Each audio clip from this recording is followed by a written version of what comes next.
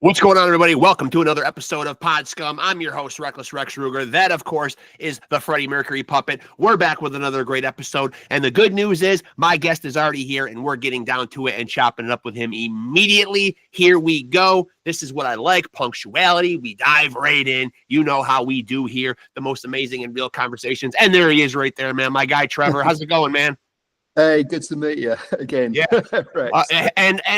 So I want to jump right in right away because big news for Escape Club is that you have a new album or a new live album coming out, correct? And yeah, a new live album. Yeah, really excited about it. It's our first album for God, I don't know how many years, probably 10, maybe longer, maybe 12, 13 years. Yeah.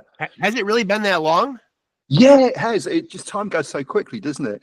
Spent all my time gigging and all that sort of stuff, and getting an album out was something we always wanted to do. But this was a special moment that we captured. So yeah, I'm really pleased we've got it.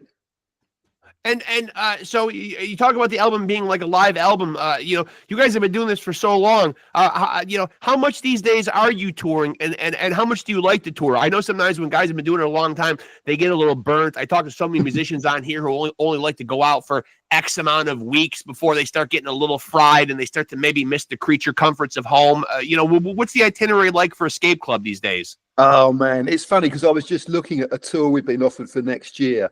And I had a big map of the states out, and it's saying like, yeah, there you're here, and then you're here, and then you're here, and I'm thinking, shit, I'm gonna have to drive all of that,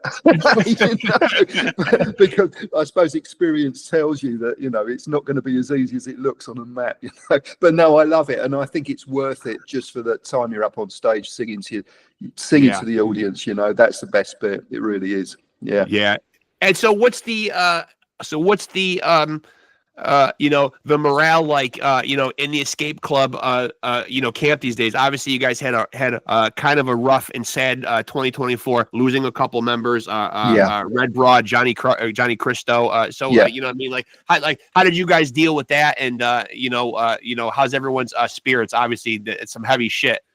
It's really heavy. It's still a bit surreal to think about it. I mean, the live album's all about that anyway, but I'll just go back to with John, the guitarist, my longtime musical partner. He's kind of semi-retired, I suppose. He wouldn't like me saying that, but he is.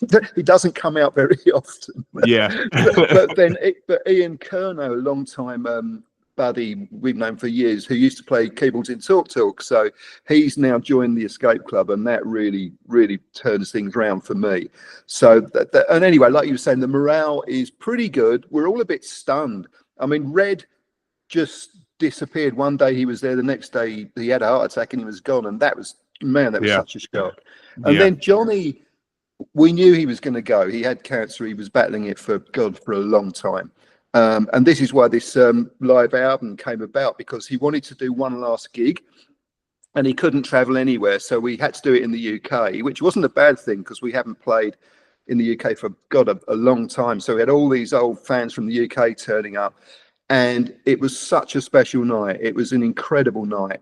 And luckily we managed to capture it off the desk. So Ian Curnow and I have managed to. We spent the last year kind of mixing it, tidying it up a little bit, and making this album. And I think and I hope that the magic comes across. It was just such a special night. One thing I want to ask you about, because it's huge here in the States. I suppose maybe it is in other countries too. Like I know they did it, Britain's Got Talent. Simon Cowell was big in that. But back in 2004, you did a show, Pop Stars Live, where you were like a judge. It's become all the rage now. Here we got American Idol, we got America's Got Talent, we got The Voice.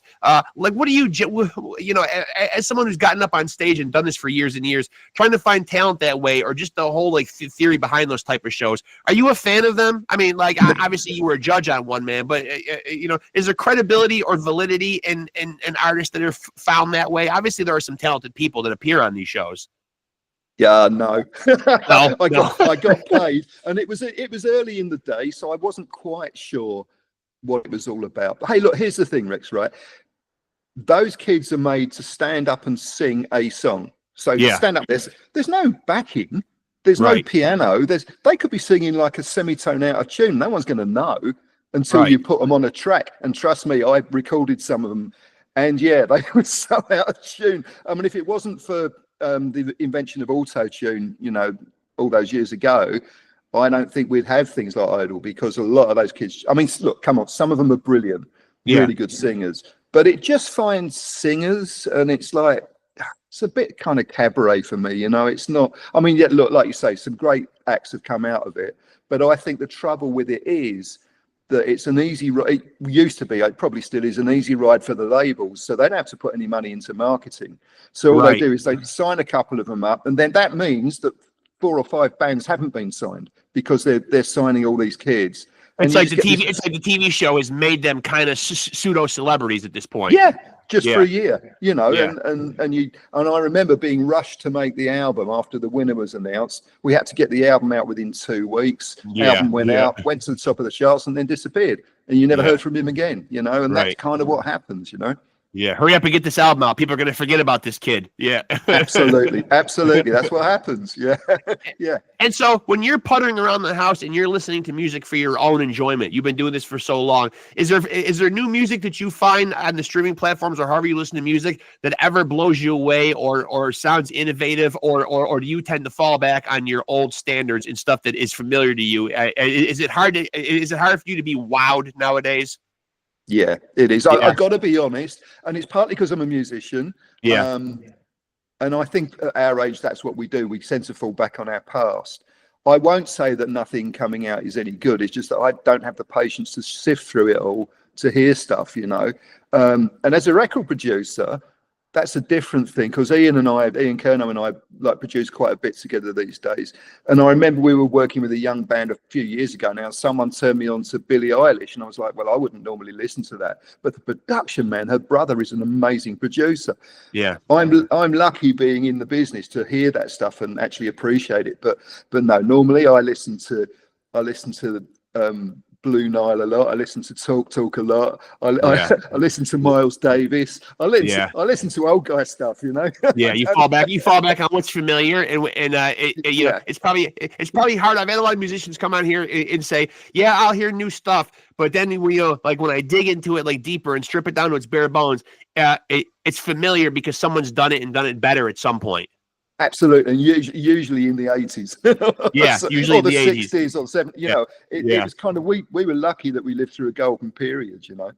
Now, I think this is hilarious, and I think we talked about this the first time you were on, man. But in your own home country, because obviously all bets were off in the 80s here in the States, MTV was cutting edge, man. You know what I mean? Like, they wanted to be, dangerous. Obviously, like, you know, videos were like a huge format back then. But in your own country, they wouldn't show Wild Wild West on British TV because of the disembodied limbs. Well, that's the story that the record company gave us. Yeah. Now, which I find hilarious, because disembodied limbs would almost connotate like you're looking at a video that's like a horror movie. Like, these weren't limbs that were covered in blood. No. They weren't very graphic. You know what I mean? It was more or less just like a slick camera trick, like where the bodies were like removed and you just saw the limbs. That's right. And it was done with mirrors. In those days, it was pretty impressive stuff. You know? No, I think, well, the thing is, we were signed to 2 labels. We were signed to one in the UK and one in America. Now, the promo guys in the UK, now I'm in the business, I get this. Yeah. They didn't work very hard at getting it away, and they gave that as an excuse as to why it didn't get shown on TV. I don't necessarily believe that is the truth, to be really honest. I just think the guy was a pretty useless promo guy, you know. Okay. So you just think that it just wasn't pushed hard enough in Britain? Yeah, that's what I think. Yeah. And so did that sour you guys on like the video making process? You guys made more videos after that, man. But what kind of taste did that leave in your mouth that, you know, suddenly here we make this video, you know, that becomes a #1 hit in the United States, but our own country won't play it on TV? It was kind of weird, and they wouldn't play it on the radio either. It was just the weirdest thing, and it was a hit all around the world. You know, it wasn't just the States. I mean, because obviously you get #1 in the States, that makes it, you know, a hit around the world normally. And I remember I was in Los Angeles, and we'd just done a gig, and it was late at night, and my manager said, "Oh, look, you got a phone call with a really well-known British DJ. He's doing the morning show, you know." And I must admit, I was a little bit pissed at this point because they hadn't played this. Right. And he did this late night call because it was morning there for them. And he phoned me up live. Yeah, hey, Trevor, how's it feel to be #1 in the US? And I said, yeah, it's great, man, really good. And he said, well, why do you think it hasn't happened here? And I just said, because you haven't played the fucking record. Right. And that didn't go down very well. Yeah. And back when you guys were writing songs and stuff, or even right now, man, like when you guys are gonna get together and write, man, like what's the creative process like for you guys? Like, is one person dominant with a lion's share of the ideas, or are you guys a pretty collaborative band where everyone's kind of tossing ideas into the mix? Well, these days it's just Ian and I, and we have very specific tasks. So I do the lyrics and melody most of the time. He does all the music. We kind of meet in the middle somewhere. The initial idea, it depends. We've been doing it for so long. If we sit in a room together, we'll come up with something. We just do, and it's one of those things. We try not to analyze it too much. If you analyze it, you might lose your mojo. And what's the ingredients, man? Like, what's the ingredients to go into like a good Escape Club song? Like, does something typically always seem to come first? A title, a riff, an opening line? Like, what usually strikes first, or could it be any number of things? I think the title's really important. The vibe, and again, this is the thing we were talking about, what we listen to now. The Escape Club is always, we try and make it something you can dance to, something that you have a good time to most of the time. So we always try and get those vibes in before we start. So usually start with a beat or something like that and work around it. I find if you just sit with the guitar or piano and write a song, it ends up more ballady. So we try and start with a beat and sing over the top of that. But that's not to say that all the songs are that way, written that way. It's just that's the starting point at the start of an album.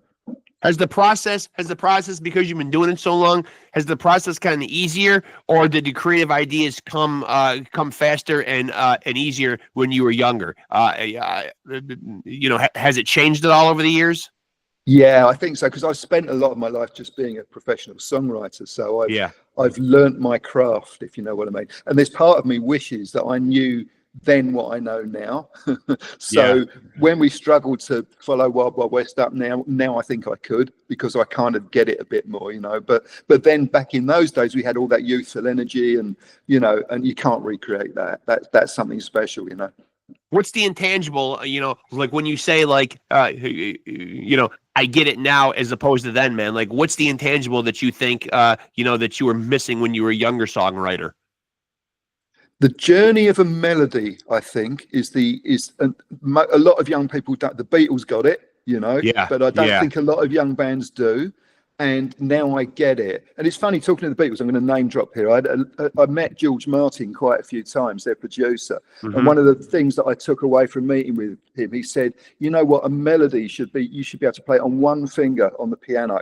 He said, because the public out there, they can't sing more than one note at a time. So if you make a melody that's easily sung like that, people are going to remember it. So all the Mariah Carey stuff, it's like woof, it's like over your head because it's all that yodeling. Yeah. So it's quite. So the Beatles had a good. So essentially, the Beatles are looked at as these musical geniuses, but they really simplified it and kind of almost, for lack of a better term, like dumbed it down, man, because they know that music down in its bare bones ought to be somewhat simple. Exactly, something you can sing along to. I mean, and beautiful melodies. That's the thing. And McCartney wrote some amazing melodies.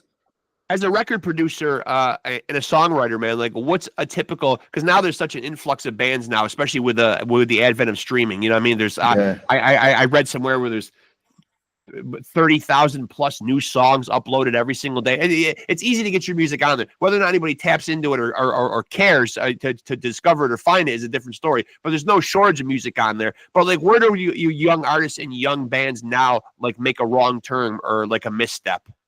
Oh man, it would be so hard to be starting out now. Misstep, I often think that what they try and do, especially the more amateur ones, try and copy their heroes. So you just get a watered down version of, I don't know, the latest thing, whatever it is, it's just like, be original. Really hard. There's all that chatter out there, but if you can try and be original, then you might poke through a little bit, So you would say like a big problem in new music is a lack of originality.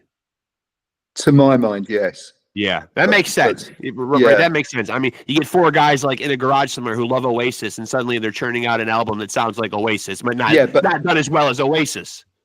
Not as good. Yeah, exactly. Right. Yeah, exactly. Right. And so, do you get a chance to go out, like, because you are like a record producer? Like, where's the best place, to find new music? Do you get submissions? Do you go out to live shows and try to find acts that way? How do you, because that used to be the formula, right? A band would showcase somewhere, and an A&R guy would go out and see them or whatever, and like maybe go out and hit like multiple spots throughout the night on a Sunset Strip. Find the next Motley Crue or the next Van Halen or the next like whoever or whatever. What's the process like now? Like, do acts come to you? Well, yeah, they do. Well, I do it through the business. I think if you're a producer writer, you usually get it through your contacts. So some A&R man has found this act they're happy about, and they check you out and say, have a listen to this, what do you think? But I think, like you were saying about the live scene, it's not what it once was. And it's I guess I still go to gigs and see bands sometimes. Normally I look at them and go, yeah, if you only just did this and this and this, you'd be so much better, but they've got to learn that for themselves. But are you able to go tell a band like, hey, I could really help you if you would do this, this, and this? Or do most kids just think like, I'm stubborn, hey, I've got this figured out. Who are you to come and tell me? I think they think that at first, but then when they realize the experience I've had, they often listen.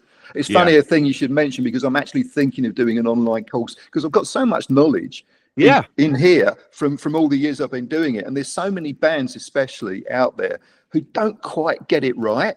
And I could help them so easily. So I'm going to try and set something up. That's a great idea. That's a great idea. And like, what would this course encompass? I mean, obviously great songwriting, stage presence, all those things that a band like needs or whatever. But would you also be giving them tips on like how to navigate the waters of the actual business itself? Yeah, absolutely. And I've got plenty of contacts in the business to help with that. But it's the basics that they don't get a lot of the time. You see these kids come onto the stage and then they're all running around all over the place, and there's no focal point, and there's, all those things that not amateur, but young, inexperienced bands don't quite get what to do, Yeah, right. Like maybe a band might think the more energy they're exuding up there, the better. But then you can find somebody who could be the most enigmatic, interesting person in the room, and just have a spotlight dropped on them and just stand still.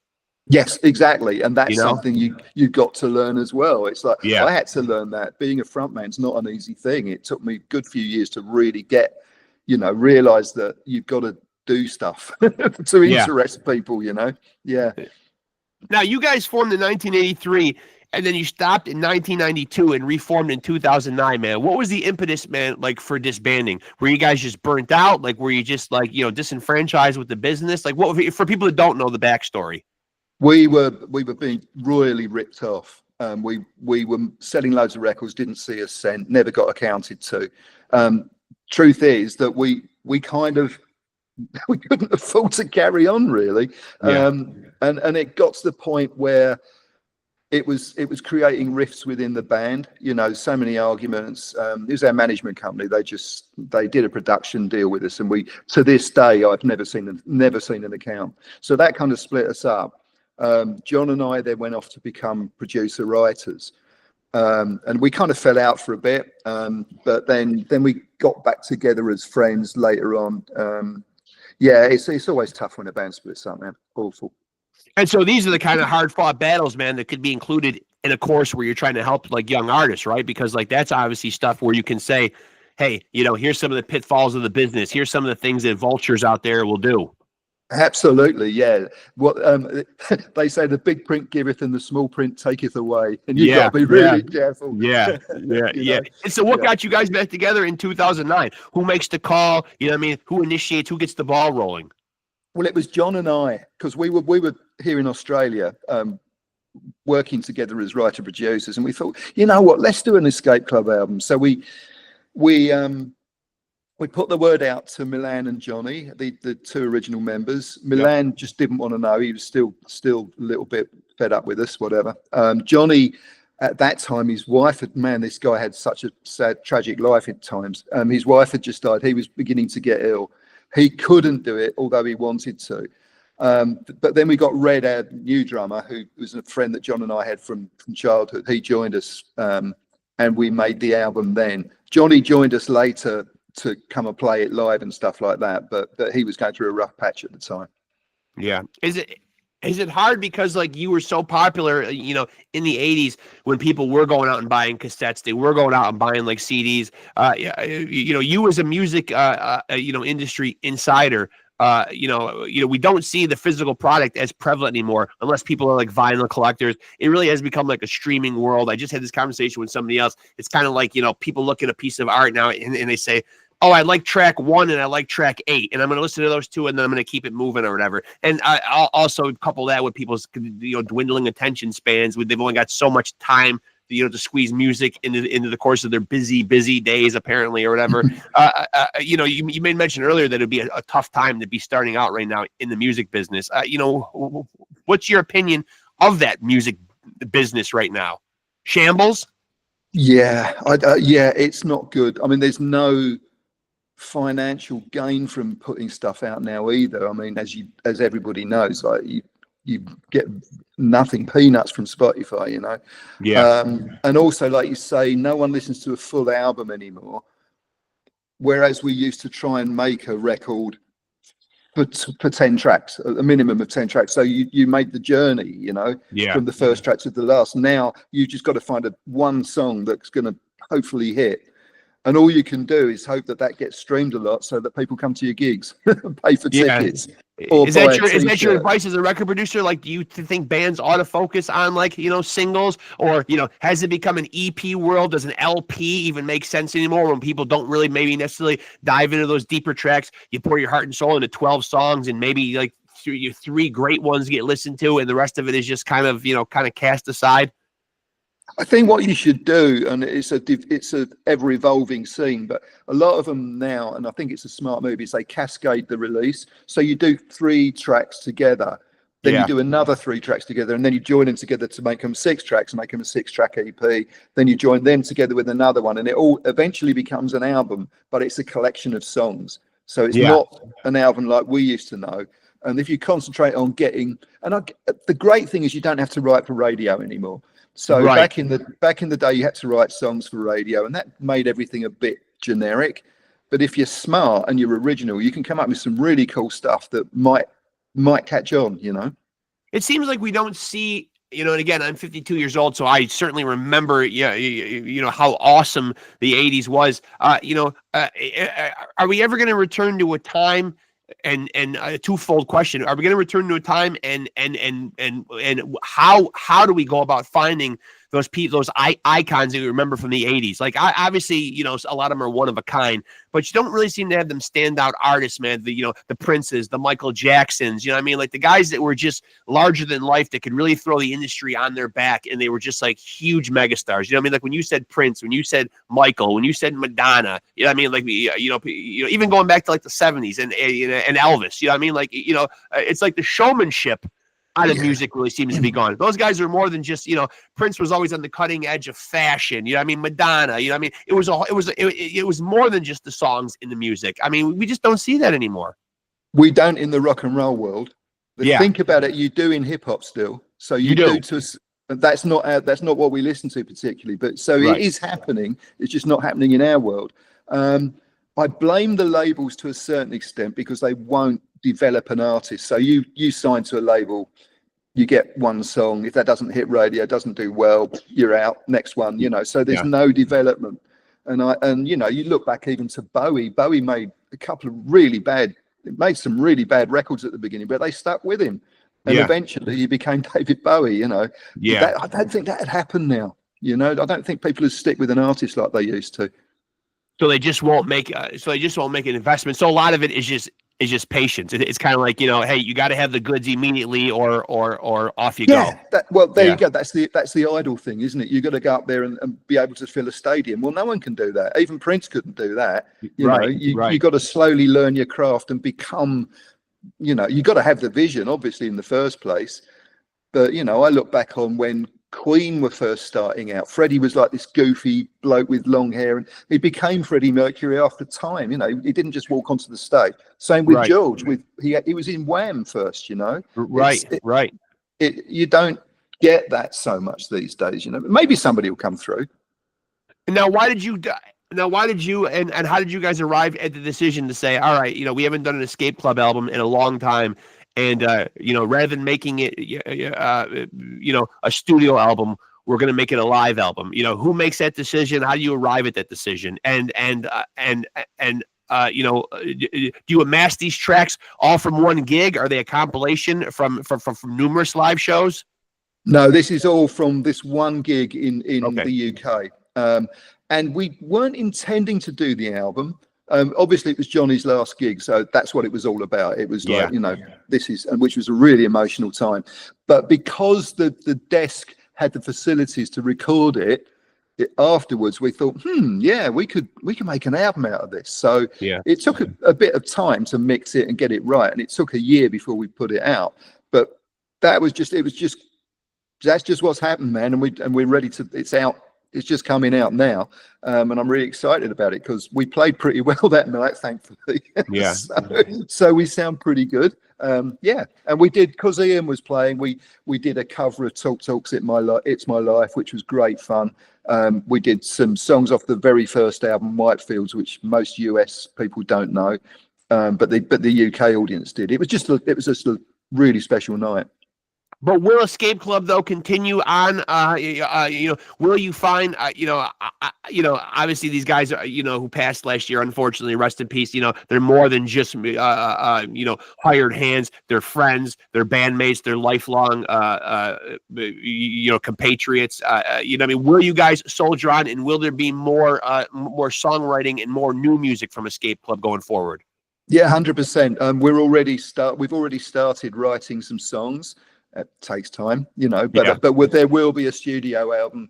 Well, when I say album, we're probably going to copy what the kids are doing. We'll probably put 3 tracks out, then another 3, then another 3, and it will turn into an album eventually, But we'll write it as an album because we know that's what our audience want. And where do you typically get like the spark of creativity?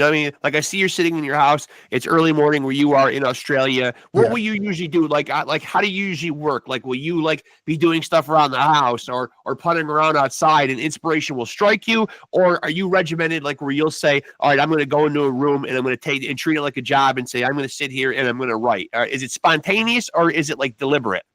No, it's deliberate. Because at the moment Ian's back in London, I'm here. John's up in Queensland, and don't know if he's going to get involved much with this one. But so what happens is often Ian will come up with some chords. He'll send them overnight. I listen to them up in my studio and start singing and come up with a melody, send it back to him. So it just goes backwards and forwards. The inspiration comes, I think, for me, once the bare bones of the song's written. Once we've got it all, then I might be out in the garden and go, oh, that's line, and I'll go up and put it down. But I do treat it like a job of work. I go to the studio, start the day. This is me writing a song. And when you say you might be out in the garden and getting an idea, like what's the go-to? Is it still written on a notepad in longhand? Do you go to the phone and like record something? Do you do you write something in there? Do you hum something? I know a lot of guys have various ways to. Okay, I just got struck with an idea.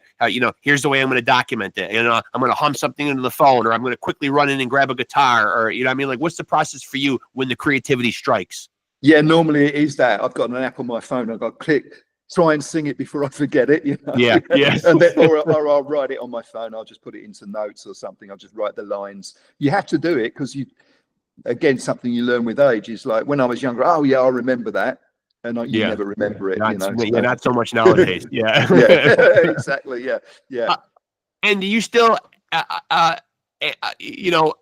do you still love the process of making music, or do you like the industry side of it more? Because obviously you're working behind the scenes, but you're still also working as an active performer, kind of juggling those two things or whatever. Do you feel like one will eventually fall to the wayside and the other will take precedent, or will you try to juggle both, for as long as you possibly can, be a performer and be producer / songwriter for other artists?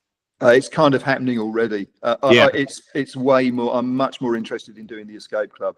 I'm much more interested in playing live, making my own music now.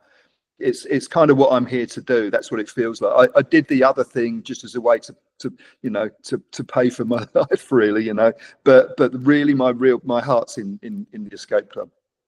Now, for those that don't know, back in 2006, you helped founded Sunday Morning Records, but nowadays so many labels have gone under. Does that label still exist? No, it went under. Okay. It was basically put together because we discovered this band here in Australia who were amazing. They were a punk pop band, young guys called Short Stack, and they did really, really well. So we Okay. signed them to the label, and the label was just a facility really to get them signed to Universal. So we did that.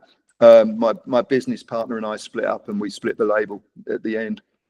It would almost be a nightmare nowadays, though, right? I mean, there's probably no profit to be made in having a record label nowadays, right? Those are pretty much all but folded, right? And plus, now so many people are just putting out their stuff independently. I mean, or on the internet, or uploading it directly to streaming sites. They don't even need the middleman anymore, really. No, they really don't. It's funny though. You speak to young bands; they still have that dream. They seem to think that if you sign to Universal or Warner's or something like that, suddenly they're going to do everything. There's a golden bullet. You're all going to be rich and famous. Yeah, it doesn't work like that. But it takes an awful long time to realize. And you're right, it's better to put it out yourself. And by the time if you get any traction and you getting enough sort of streams and enough people at the gigs, you don't need those guys. You can do it yourself, and you'll make a lot more money. That's for sure. Do you feel like the advent of technology getting, exerting itself in the music industry has been a good thing, a bad thing, a double-edged sword? Like, obviously I've got a lot of guys on here who love the old process. The formula was great in the 80s. You made an album, you went out and toured for a year and a half. You know what I mean? You got, you got paid to go all over the world. You know what I mean? There were certainly lots of perks and benefits and, great times to be had or whatever.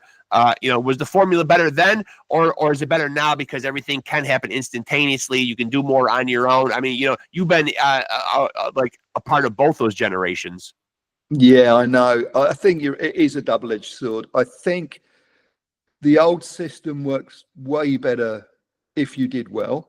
Yeah. So if you manage to get a record deal, it's like you were saying, there wouldn't be a Prince without the old system. There wouldn't be, right. Madonna. It just wouldn't happen in the same way. But if I was in a young band now starting out, I think the modern way is probably quicker. But we all hated A&R men, okay? Yeah, right. Because they wouldn't sign you or they had too much to say. But you know what? Most of the time they had a point because you weren't quite ready. And I think a lot of people going out now, not quite ready. And the public sense that. And so there's an awful lot of stuff out there. And you have to trawl through it, and some of it's not that good, What about live acts that we see that have really stayed at the party a long time, man, and we see them getting beat up on social media when people go out to see them and say they don't? I think it's an unfair comparison for anybody to replicate, like what they did 30 or 40 years ago. It's just an unfair comparison to make. But there are still bands out there, taking the audience's money and going up, and they can't really deliver the goods, or they're being accused of or caught in the act of using, and I'm not a musician, but you hear these terms thrown around, backing tracks, they're using these smoke and mirror tricks behind the scenes or whatever to make it, to make it like a bigger sound.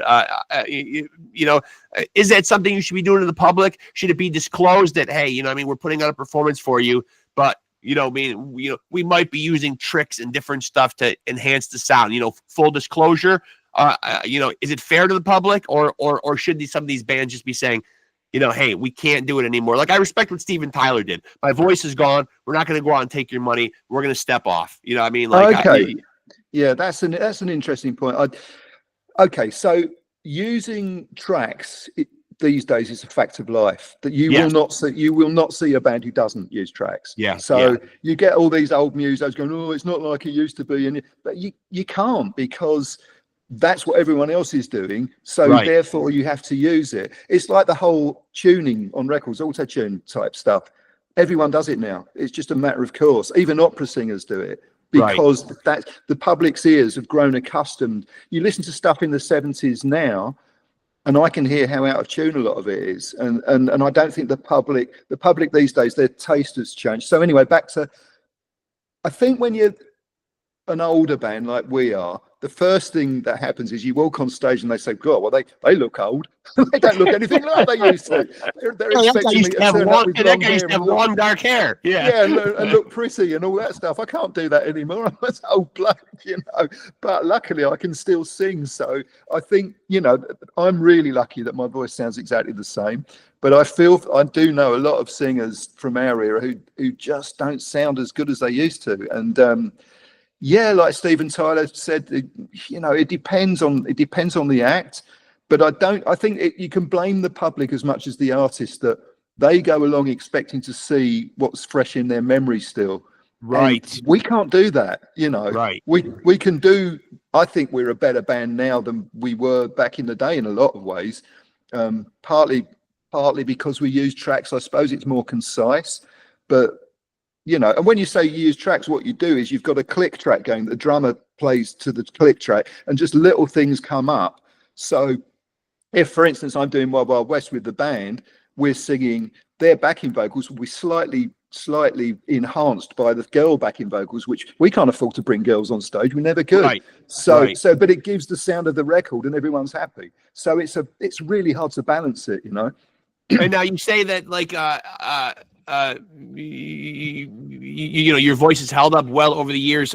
Is there any secret to that? Are you somebody that ascribes to a voice care regimen? You see these guys have these routines that they do, and then there are guys who can just effortlessly just go out on stage and just belt it out, man. Like, what's the process like for you? How have you been able to sustain that? Because you can plug in an instrument and go up there and play it, but the human throat is one of your instruments, and it is a delicate instrument at that. Is. So how have you managed to do that? Well, before I go on a tour, every morning when I'm in the shower, I do vocal exercises. Much to my wife's annoyance, she said it sounds like there's an elephant in their trumpets. But I'm also lucky that over the years, because I've been a writer-producer, I've been in studios singing ideas to people. So I've always been singing. Even if I'm not performing myself, I've been using my voice to convey things to other people. So I haven't been asleep for 20 years and then suddenly start singing again, which I reckon would be hard. It's a muscle like anything else, and if you're using it and keeping it in shape, it's going to benefit you. Yeah, I've been down the gym. I've stayed going to the gym. You know what I mean? Going to the gym. Yeah, exactly. And so the new Escape Club album, the live album, what's the title of it? It's just called the Escape Club Live. Okay, and it comes out when? Is it already out? It will be out as we're speaking now. I think today is it. It might be tomorrow in US time. It hits all the streaming platforms. So at the moment, I've just got it streaming. I'm going to make a CD, but I'm probably going to coincide that with a tour. Once we've got a tour next year, I might put it out then. And will there be, because I know that touring, from talking to artists, is very expensive, as I mentioned earlier. Bands can't go out always for extensive amounts of time. They can't hit all the markets. It seems like everybody wants their favorite band to come play right in their backyard and hit every city and do these, 200 dates a year like they used to back in the day. That is just not feasible in today's economy. So first of all, will there be U.S. tour dates for us here in the States? Yeah, there will be, but I will be going on one of those retro packages. So I'll be on Lost 80s Live or Totally Tubular or one of those. Okay. Because you kind of have to. Even then it's expensive, but and I'll do it with a stripped down band, and I'll only play 4 or 5 songs, but at least we get to play, and you get to play in every town. Then we have plans that we would like to put a full band together and do, a full hour set in a smaller clubs, around the US. Something that will take a lot of organizing, but it's something I'd love to do, Now, when a new Escape Club album comes out, are you jaded because you've been doing this so long? Do you go into it with certain expectations, or is there still that same giddiness and excitement? Like, hey, I've got a new album about to drop here. Oh yeah, I guess I am a bit jaded, really. I'm just happy to put it out. And I'm not expecting to hit the charts or anything like that. I'm just putting it out. It's for people to hear, and the more people that hear it, the happier I am. That's as simple as that, really. Is that the key philosophy, man? When you've been doing it that long, set the bar low. Yeah, it is. No, exactly. But if you know, when I go up on stage these days and you're playing it and you're singing, not just Wild West, but I'll Be There or Shake for the Shake or something. I'm up there singing that, and I'm seeing all these people mouthing words that I wrote when I was much younger. That's the payoff. That's the Man, payoff. that's enough. That's enough for me. And then we Yeah. meet people after gigs, and I'm sort of doing autographs, and people come up to me and say, "Oh God, that song meant so much to me. Thank you," and all that stuff. Yeah. That's why you do it. That's Yeah. totally why you do it. There's no ego involved these days. You know? Yeah, that's the Yeah. big payoff. Hey, listen, Trevor, as always, man, I love catching up with you, man, and thank you so much. I know I'm here in the States, you're in Australia, so there's a big time difference, man. So you're up at the crack ass of dawn talking to me. You must be a morning person, though, right? Because you select I am, this yeah, time. I am. Yeah. Yeah. I would never dare ask a musician and figure out the time difference and say, "Hey, Trevor, could you do 7 a.m. your fucking time?" I just wouldn't do that to you. But you know, I'm doing thankfully it. you suggested it, and it's perfect because it's 5 p.m. here in upstate New York the day before, so it's in my wheelhouse. It's not usually in most musicians' wheelhouse to be up and ready to do shit at 7 a.m. So, but I appreciate it, though. Yeah, welcome, I appreciate man. it, and I wish you the best of luck. I can't wait to hear the album, man, and stay in touch. We'll definitely do this again, man. I always love talking to you. We'll do, Rex. Lovely to speak to you, mate. Yeah, appreciate you, Trevor. Thank you, man. Best of luck with the album. We'll talk soon, my friend. Cool. See ya. All right. Thank you. There he goes, folks, the legendary Trevor Steele of the Escape Club. He is literally out in the wild, wild west, way the fuck out there in Australia, kind enough to join me. It is, a little after 5 p.m. Eastern time. It is 14 hours ahead for him in Australia the next day. So he's up at the crack ass of dawn, as I said, 7 a.m., up chopping it up with your boy, Reckless Rexx. So my hat's off to him, man. But as he says, he's a morning person, man. That is the great Trevor Steele, record producer, songwriter, guitarist, frontman for the Escape Club. Most people will remember Wild Wild West and those flailing, disembodied arms and legs dancing in the video that his own country wouldn't play, neither on the radio nor TV. But MTV, that video is everywhere. You guys will certainly remember it, man. And other great songs, as he said, I'll Be There, Shake for the Chic. A great band, and a new live album coming out within hours, within days, depending on like where you are in the world right now. So a new Escape Club album, the Escape Club Live, is going to be dropping on streaming platforms. Be looking for it here. At the time of this interview, it is Tuesday, June 10th. So he's literally saying within hours, within the next day, within the next 2, should be available anywhere you are in the civilized world. So that's exciting. I'm happy for the guys. As I said, they had a tough 2024, losing a couple members, Red Broad and Johnny Cristo. So my condolences to the band and the surviving members. Tough thing to go through, more than just bandmates, brothers, compatriots, guys that they've been up and down the road with, bonded with, shared emotions, shared, the language of music and love. So condolences to the guys. They soldier on. A new album, more or less, it sounds like dedicated, to the members that have passed. So great for those guys. And just always great to catch up with Trevor. Truly one of the great and nice guys in the music industry, man. So it's always a pleasure. He's always a great guest.